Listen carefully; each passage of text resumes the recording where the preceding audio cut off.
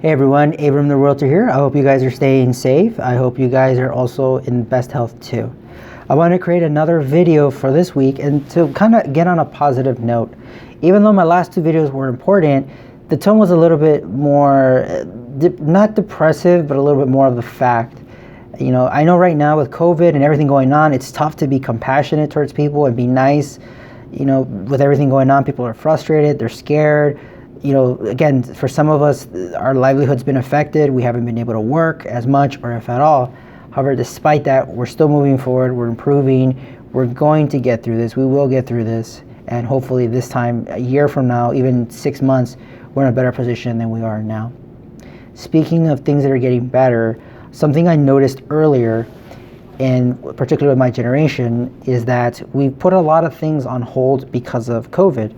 And again, like I said, for some of the reasons that have happened, you know, our income's affected, our jobs are as well. Most of it's just for social distancing rules. And the biggest one of the biggest ones, besides owning a home, that people have put on hold in my generation is weddings. Now you might be thinking, what does this have to do with owning a property? What, in fact, shouldn't that be right after? Or, you know, what does this have to do with me saving money for a down payment? This is where it'll come in. Now, I'll be fair, and I say that a lot because everyone's circumstances are different, that if you, for example, have a child or children, some of the items for your home or your place you're living are going to be needed, especially if they're less than a year old. Majority of the time, some things aren't that, you know, could make trade-offs or they're not as important. The same thing with the venue of the wedding and all these events and things like that, because I've spoken to people that have gotten married, I've spoken to colleagues and even people in my generation when they got married. A wedding is not cheap. It can run you in the low to 20,000, 30,000. I've heard some where they go closer to 60 and 70. At the same time, you know, I say that personally, me speaking, you know, I have never been married, so I can't make a valid criticism. However, when I hear that, you know, someone's spending that much on a wedding, it makes me say, you could have used that money instead to own a house. And it's true. You know, you can use the money for your wedding as a down payment on a home instead. And one thing I want to suggest for people out there is, if you're going to have a wedding planned, or, you know, you're looking to get married to your husband, your wife, your significant other, do a home wish list.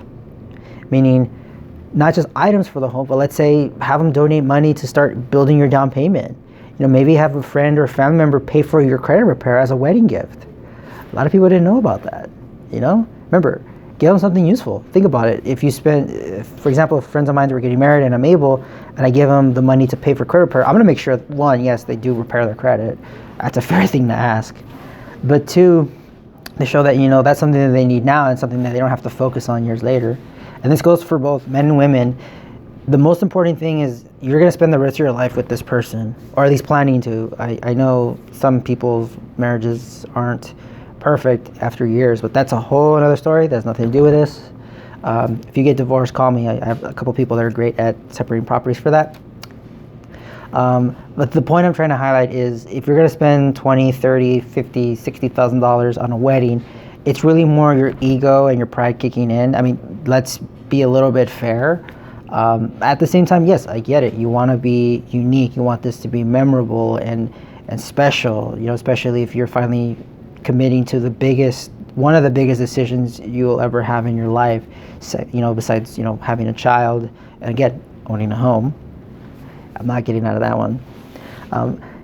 Do that, you know, see where you can save costs, or you know what, keep it simple. Sometimes simple is easy, sometimes simple is best.